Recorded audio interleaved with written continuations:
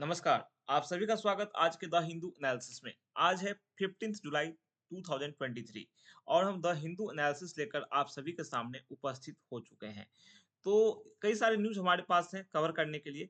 उसमें जो प्रथम न्यूज़ है आज जो हम कवर करेंगे वो रिलेटेड है इंटरनेशनल रिलेशन से। देखिए वर्ष 2024 ये काफ़ी अहम है, चाहे भारत के लिए हो या फिर अमेरिका के लिए। तो 2024 जो है 2024 ठीक है? ये टू 2024 में क्या है कि भारत में अभी आपको पता है एनडीए की सरकार बनी और नरेंद्र मोदी भारत के प्रधानमंत्री हैं। वैसे ही अमेरिका भी इस समय चुनाव के माहौल से गुजरने वाला है। बिल्कुल तैयारियां चल रही हैं, कैंपेनिंग चल रही है और इसी कैंपेनिंग के क्रम में अमेरिका के भूतपूर्व राष्ट्रपति, इससे पहले जो रहे हैं डोनाल्ड ट्रंप, तो वो एक कैंपेन के दौरान थे और उन पर गोली चली। तो ये काफ़ी बड़ी घटना हम कह सकते हैं अमेरिकी इतिहास में, क्योंकि अमेरिका जो है ना, उसने जो आतंकवादी घटना झेला, उसके बाद से अमेरिका ने अपने आप को इतना मजबूत कर लिया था कि ऐसी घटना की संभावना वहाँ पर नहीं थी। लेकिन फिर भी ये घटना हुई है। इसके कई सारे एक परिणाम देखने को आपको मिल सकते हैं।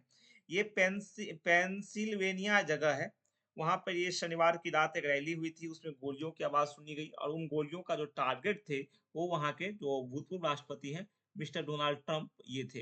ये 78 इनकी उम्र है अभी फिलहाल। हालाँकि ये बाल-वाल बचे। गोली जो है इनके कान को छूते हुए निकल गई, कान कान पर लगी। हल्की-सी भी इधर से उधर होने की संभावना अगर बनती तो फिर कुछ और परिणाम हो सकता था। तो अब देखा जाए यहाँ पर कि हालाँकि इस रैली में शामिल एक शख्स की मौत हो गई, 2 अन्य अन्य जो थे वो गंभीर रूप से घायल भी हो गए। 2024 का अमेरिकी राष्ट्रपति चुनाव अभियान बिल्कुल प्रभावित हुआ है।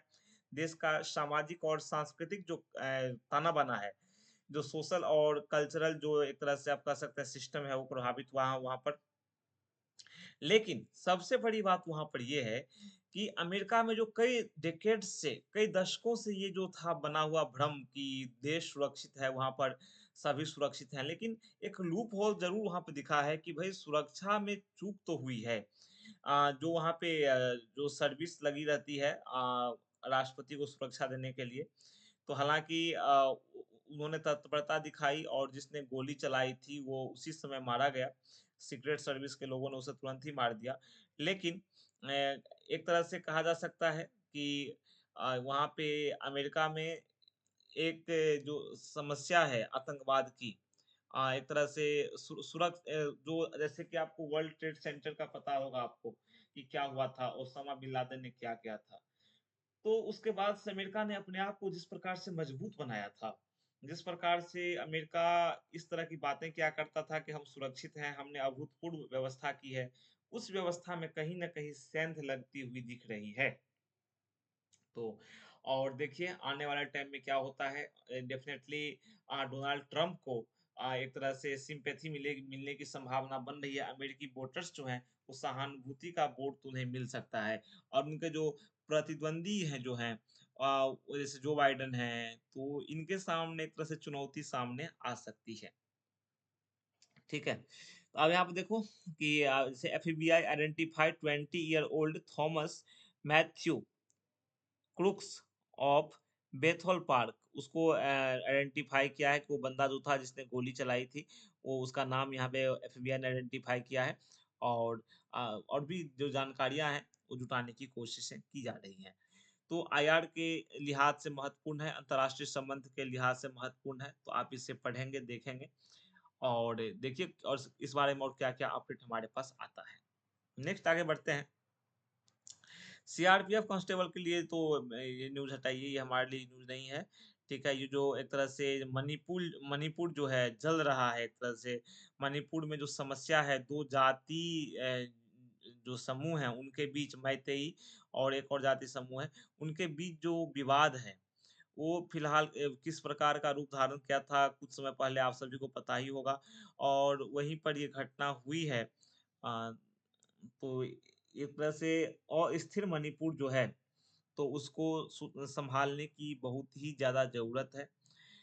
तो ये इंटरनल सिक्योरिटी के तहत ले सकते हैं, आंतरिक सुरक्षा के तहत इस न्यूज़ को हम ले सकते हैं कि जो भिन्नता है, ये नहीं होनी चाहिए, ठीक है? भारत जो है विभिन्न सांस्कृतिक विविधताओं वाला देश है, यहाँ पे इस प्रकार की समस्या नहीं आनी चाहिए। नेक्स्ट है Oli to take oath as Nepal PM today. अब देखिए केपी शर्मा ओली जो हैं, आप सभी को पता है कि नेपाल में जो है, जो पुष्प कमल दहल प्रचंड की सरकार गिर गई है। गिर गई क्योंकि उन्हें जो समर्थन प्राप्त था, वो समर्थन कंटिन्यू नहीं रह सका। तो ओली जो है ना, केपी शर्मा ओली, वो वहाँ के क्या बन गए? नेपाल के पीएम बन गए। नेपाली पीएम कौन बने हैं? केपी शर्मा ओली। तो इसको लेकर थोड़ा समझ लेते हैं कि ये किस प्रकार से बने हैं। KP Sharma Oli was appointed the prime minister of Nepal for a 14th sorry 4th term on Sunday. चौथा कार्यकाल इनका है, इससे पहले भी ये पीएम रह चुके हैं नेपाल के। थोड़ा एक ब्रीफ लुक देख लेते हैं कि क्या-क्या इसमें निहित है, ये कैसे पीएम बने। तो देखिए वहाँ पे जो इससे पहले ट्रम्प की सॉरी पुष्प कमल दहल प्रचंड की सरकार थी। कम्युनिस्ट पार्टी ऑफ नेपाल है एक, एकीकृत मार्क्सवादी लेनिनवादी यानी सीपीएन यूएमएल, उसके अध्यक्ष खड़ग प्रसाद केपी शर्मा ओली, है ना? केपी शर्मा ओली का फुल फॉर्म जो है खड़ग प्रसाद ओली है। वो नेपाल के नए प्रधानमंत्री बने हैं। तो देखिए कि राष्ट्रपति कार्यालय की ओर से स्टेटमेंट जारी हुआ है। उसमें कहा गया कि राष्ट्रपति रामचंद्र पौडेल ने संडे शाम नेपाल के संविधान के अनुच्छेद 76(2) के अनुसार ओली को प्रधानमंत्री नियुक्त किया। और ओली ने 2 दिन पहले ही सबसे बड़ी पार्टी नेपाली कांग्रेस के समर्थन से बहुमत का दावा पेश किया था। अब देखिए उनका शपथ ग्रहण हो गया होगा। हम जब ये एडिटोरियल एनालिसिस रिकॉर्ड कर रहे हैं आपके लिए। 2015 में 10 महीने की सरकार चलाई थी उन्होंने, 2018 में 40 महीने की चलाई थी और 2021 में 3 महीने की चलाई थी। कुल मिलाकर साढ़े 4 साल तक ओली नेपाल के प्रधानमंत्री रहे हैं। मतलब 3 मर्तबा रहे हैं, ये चौथा है। तो हम नेपाल के न्यूज़ को कवर क्यों कर रहे हैं?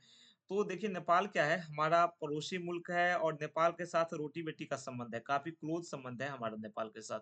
तो इसलिए नेपाल का न्यूज़ जो है, नेपाल की जो इंटरनल पॉलिटिक्स है या फिर बाहर नेपाल के विदेशी संबंध जो हैं, वो भी भारत के लिए मायने रखते हैं। इसलिए हम इस न्यूज़ को कवर करते हैं, ठीक है? और भी इस बारे में आप पढ़ लेंगे कि नेपाल किस लिहाज से महत्वपूर्ण है, भारत की सीमा नेपाल के साथ लगती है, चीन एक तरह से खतरे के रूप में है। तो इसीलिए नेपाल को एक तरह से सँभाले रखना, नेपाल की हर एक गतिविधियों पर नज़र रखना भारत के लिए महत्वपूर्ण हो जाता है। ठीक है? चलो नेक्स्ट न्यूज़ हमारे लिए जो महत्वपूर्ण जो है वो देख लेते हैं। ये देखो after pandemic Delhi NCR see change in food habits as people prefer to dine out frequently. देखो फूड हैबिट्स में लोगों के चेंज हुए हैं, बदलाव हुए हैं पैंडेमिक के बाद। पैंडेमिक ने हमें बहुत कुछ सिखा दिया, महामारी ने। तो क्या-क्या बदलाव हुए हैं, आप इसे पढ़ें, देखें। According to National Restaurant Association of India, देखो एनआरएसी है, उसके जो फूड सर्विस रिपोर्ट आई है 2024 की, उसमें कहा गया है कि 32% जो दिल्ली एनआरसी के रेजिडेंट्स हैं, जो निवासी हैं, उन्होंने बताया कि उनका जो डाइनिंग आउट जो फ्रीक्वेंसी है, वो बढ़ गया है पैंडेमिक के पहले वाले समय की तुलना में। कोविड-19 के टाइम में वहाँ पर ये एक तरह से काफ़ी डिप था इसमें रेस्टोरेंट बिज़नेस में, लेकिन अब फिर यहाँ कुछ चेंज हुआ है, बदलाव हुआ है। तो सब देखें, पढ़ें इसको, ठीक है? क्या आहार आदतें बदली हैं? क्योंकि आहार आदतों का हमारे शरीर से सीधा संबंध है। आप जैसा अन्न ग्रहण करेंगे, जिस प्रकार से ग्रहण करेंगे, शरीर पर उसका प्रभाव तो दिखना तय ही है। ठीक है? चलो नेक्स्ट महत्वपूर्ण न्यूज़ हम देख लेते हैं।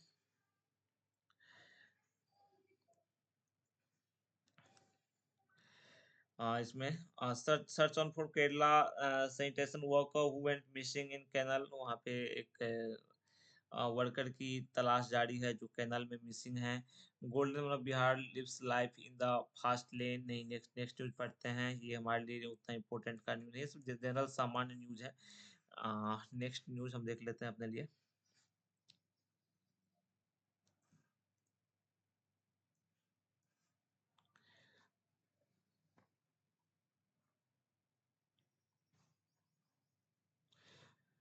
ये देखिए एक न्यूज़ है, कर्नाटका टू रिलीज़ 8000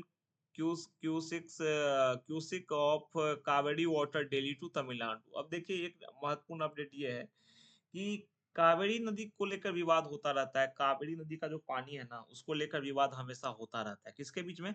तो कर्नाटक के बीच में और तमिलनाडु के बीच में, ठीक है? तो ये हमारे लिए थोड़ा महत्वपूर्ण न्यूज है। चलिए पढ़ते हैं इसको, क्या है इसमें हमारे लिए। देखिए, द CWRC, जो CWRC है, उसने कुछ जजमेंट दिया है, उसने ऑर्डर दिया है स्टेट को, किसको, कर्नाटक को, to discharge 11,500 cusecs of water till July 31st। 31 जुलाई से पहले इतना पानी आप रिलीज कीजिए। किसने कहा है? CWRC ने कहा है। किसको कहा है? तो कर्नाटका को कहा है। CM says CM says cumulative water storage in Kaveri basin reservoirs stood at 63% of capacity, and state is expected to receive good rainfall between July 17 and 24। तो देखिए वहाँ पे जो क्यूमुलेटिव स्टोरेज है उसका मेंशन यहाँ पे किया गया है, और जो स्टेट है उसे उसमें अच्छी बारिश की संभावना जताई गई है जुलाई 17 से 24 के बीच में। तो देखिए ये जो न्यूज़ है ना, इंटर स्टेट वाटर डिस्प्यूट है, मतलब एक राज्य से दूसरे राज्य के बीच जो पानी का बंटवारा है। मान लो कोई नदी एक राज्य से दूसरे राज्य को जाती है, तो उसके जो जल संसाधन है उस पर जो हक है वो संबंधित राज्यों का बनता है। लेकिन जिस प्रकार से पानी की समस्या दिन प्रतिदिन बढ़ती जा रही है, तो राज्यों के बीच विवाद होने स्वाभाविक है, और उसको रिजॉल्व करता है CWRC। तो कर्नाटका ने संडे को डिसाइड किया कि इतना हम पानी छोड़ेंगे, क्योंकि आदेश मिला है CWRC का। ठीक है, CWRC है सेंट्रल वाटर रेगुलेटरी कमिटी है, रेगुलेशन कमिटी।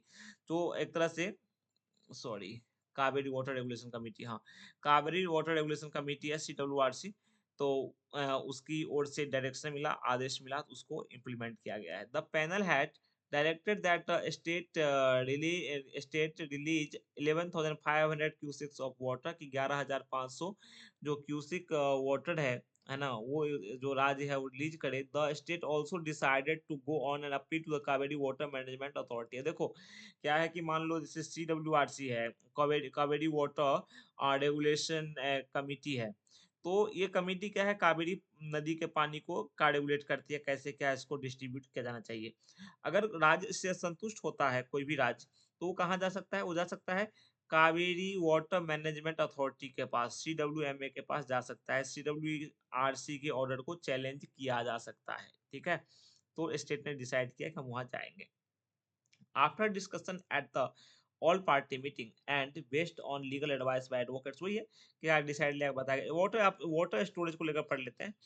जैसा कि चीफ मिनिस्टर के हवाले से आंकड़ा दिया गया है, क्यूमुलेटिव वाटर जो स्टोरेज है उसका, कावेरी का, is all the 4 reservoirs in the Kaveri basin stood at 63% of the total capacity। ये 63% भरा हुआ है टोटल कैपेसिटी का, मतलब 100% कैपेसिटी है, तो 63% भरा हुआ है।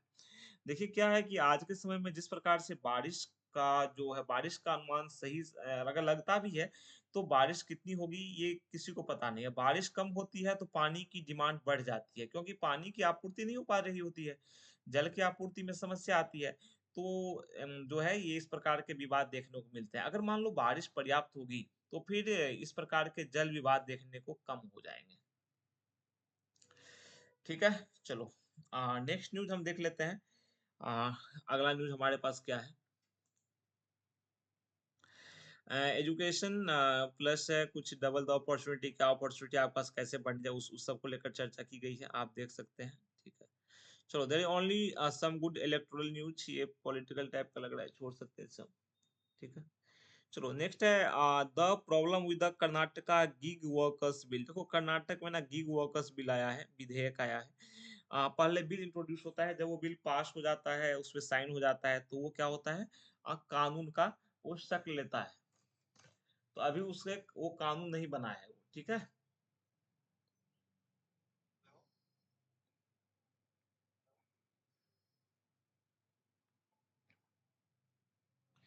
ठीक है, तो वो कानून नहीं बना है वो, तो उसको लेकर चर्चा इसमें की गई है। इससे आप देखें,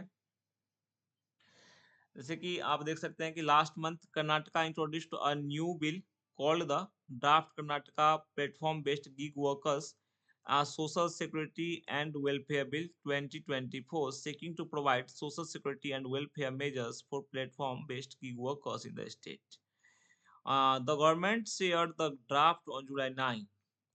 तो गवर्नमेंट ने 9 जुलाई को ड्राफ्ट शेयर किया था और इसमें एक तरह से रिसेंट पास्ट में देखें कि ऐसा ही लॉ फिर इनेक्ट किया गया था राजस्थान के द्वारा, जिसे Rajasthan platform based gig workers registration and welfare act 2023 हम कहते हैं। देखिए ये सब जो कानून है ना, इसके बारे में आपको जानकारी होनी चाहिए क्योंकि एनालिसिस में ये काम आएंगे, न्यूज एनालिसिस में काम आ जाएंगे आपको, तो आप इसे देखें, ठीक है, ये काम आएंगे। The rise of gig work versus work issues. अब देखो गिग वर्क जो है और उसके और वर्क इशूज के बीच में जो एक तरह से जो है राइज, जो गिग वर्क है, गिग वर्क का जो काम बढ़ा है और जो वर्क इशूज है उसको लेकर चर्चा की गई है। तो आप इस सबको पढ़ें, डेफिनेटली आपके लिए काफी बेनिफिशियल आर्टिकल है ये। चलो नेक्स्ट हम देखते हैं आगे। Which topics are India's researchers publishing papers on? जो पेपर्स जो पब्लिश हो रहे हैं उसको लेकर चर्चा है, भारत के रिसर्चर जो पब्लिश करते हैं। एंड उसके बाद अब न्यूज अब नहीं है, ठीक है। हाँ ये देखो, tragedy of Jagannath temple in Puri open after 46 year. देखो जगन्नाथ टेम्पल जो है वहाँ पे जो पुरी में अवस्थित है, उड़ीसा का पूरी जगह वहाँ पे अवस्थित है जगन्नाथ टेम्पल। तो 46 इयर्स बाद वो ट्रेजेडी खुला है, खजाना। तो ये आर्ट एंड कल्चर के लिहाज से महत्वपूर्ण ज्यादा, history and art and culture में आप ले सकते हो इसको इसको ठीक है। एज पर 1978 इन्वेंटरी द रत्न भंडार वॉच 128.38 केजी। अब देखो 1978 का रिकॉर्ड जो है उसमें बताया गया है कि रत्न भंडार जो है 128.28 केजी था, गोल्ड था। 221.53 केजी तो सिल्वर था, ठीक है। और जो है कि उसके बाद फिर जो other ornaments in outer chamber have been shifted to a strong room inside the temple complex. तो जो कि ornaments जो आउटर चैम्बर में थे उन्हें स्ट्रॉन्ग रूम में शिफ्ट किया गया है, जो कि टेम्पल कॉम्प्लेक्स के क्या है अंदर है। तो 40 after 40 years of legal battles, जो कि 46 साल का जो कानूनी जो एक तरह से संघर्ष है, उसके बाद कंट्रोवर्सी जो है और डिबेट्स जो है, इस सब के बाद बाद क्या हुआ है कि रत्न भंडार या फिर आप सेक्रेट ट्रेजरी का जो पवित्र ट्रेजरी है श्री जगन्नाथपुरी टेम्पल का, वो से खोला गया संडे को, ठीक है, ऑन संडे से खोला गया। और दूसरी बात कि in the accordance with the divine will of Lord Sri Jagannath, Ratan Bhandar was opened today after 46 long years. I sincerely hope to for the success of this monumental endeavor. Chief Minister Mohan चरण सिंह चरण माझी मोहन चरण माझी said on x. तो chief minister ने जो यहाँ tweet किया ट्विटर पर, उसको लेकर यहाँ पर चर्चा की गई है, बताया गया है, ठीक है।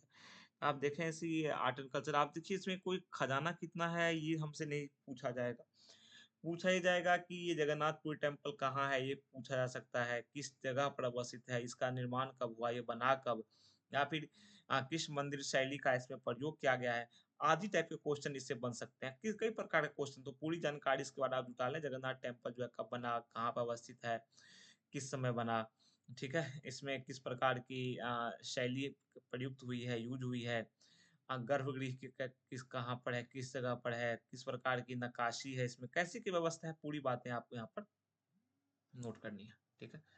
चलिए तो फिर मिलते हैं नेक्स्ट सेशन में, तब तक के लिए नमस्कार, थैंक यू।